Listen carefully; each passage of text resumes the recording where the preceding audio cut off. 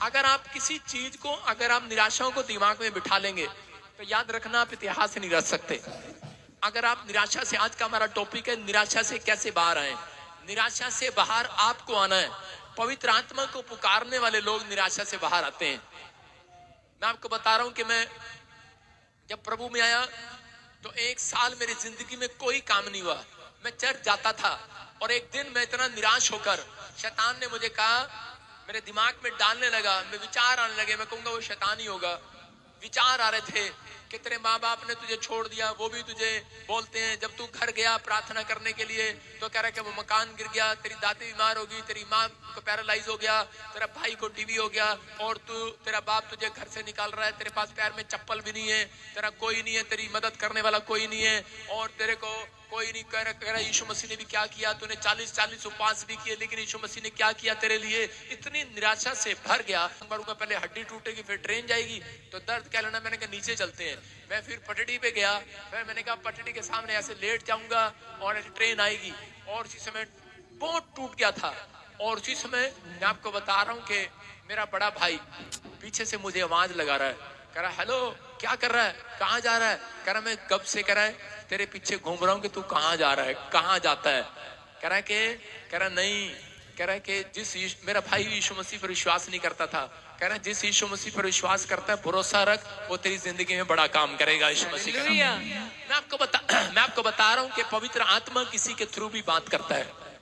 आपको बिलीव करना है। याद रखना, अगर आप निराशा में हैं, अगर आप कह रहे हैं कि मैं 3 साल से चर्च जा रहा हूँ, 2 साल से जा रहा हूँ, मेरा कोई काम नहीं बन रहा, लेकिन पवित्र आत्मा कह रहा है कि मनुष्य की बात मानने से अच्छा आज्ञा परमेश्वर की मानना अच्छा है। क्यों दुख उठाया इस्राएलियों ने, वो क्यों भटके, क्योंकि वो परमेश्वर की बात को अमल नहीं कर रहे थे। जब एक व्यक्ति आज्ञा को मानता है और कह रहा है उस पाप की जिंदगी को छोड़ देता है, तो परमेश्वर उन लोगों से वादा कर रहा है, कह रहा है कि मैं तुम्हारी सुधि 2024 में लूंगा यीशु मसीह के नाम में।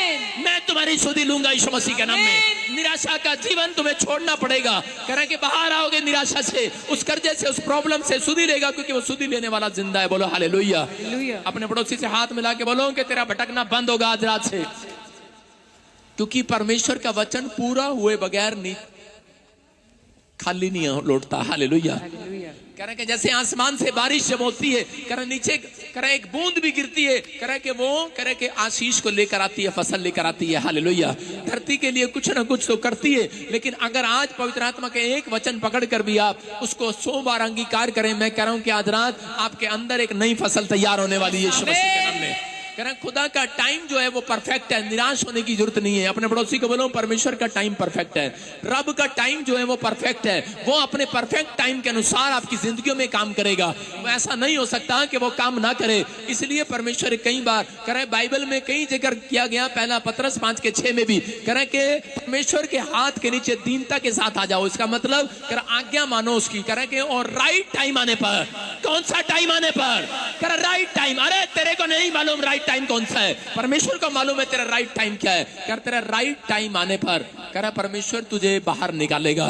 राइट टाइम आने पर कह रहा है कि तुझे बढ़ाएगा, तेरी ग्रोथ करेगा, तेरी दुकान की ग्रोथ करेगा, तेरे बिजनेस की ग्रोथ करेगा, तेरे बच्चों की ग्रोथ करेगा, तेरी सेवकाई की ग्रोथ करेगा। Right time.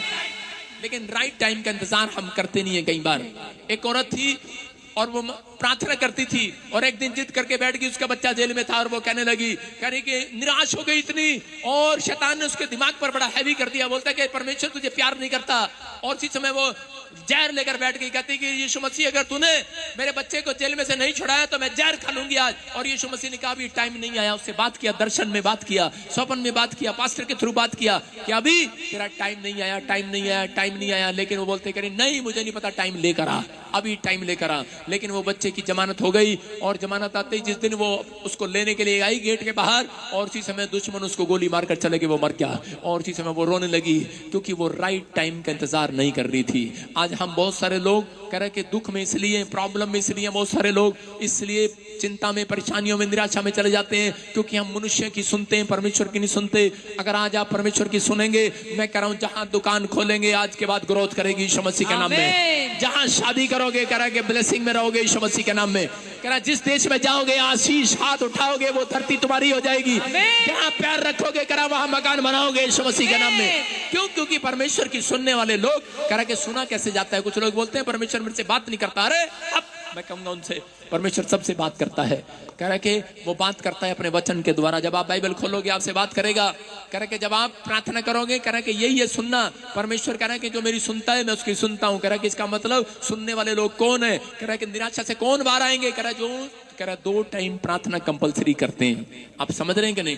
अगर आपका प्रार्थना का जीवन है तो आपका टाइम परफेक्ट आने वाला है। परमेश्वर ने एक नियम बनाया, 6 दिन उसने काम किया। देखो वो टाइम का परफेक्ट पंक्चुअल परमेश्वर है। उसने 6 दिन काम किया और 7वें दिन यहूदियों को भी कहा कि विश्राम करो। उसने 7वें दिन विश्राम किया और यहूदी लोगों ने भी 6 दिन काम करते थे, 7वें दिन वो विश्राम करते थे, क्योंकि वो सीख गए थे। क्योंकि उनके जीवन में कह रहे कि प्रॉब्लम्स आई, उन्हें पता लग गया कि इन प्रॉब्लम हमारे जीवन में, निराशा हमारे जीवन में, हमने जब परमेश्वर की आज्ञाओं को नहीं माना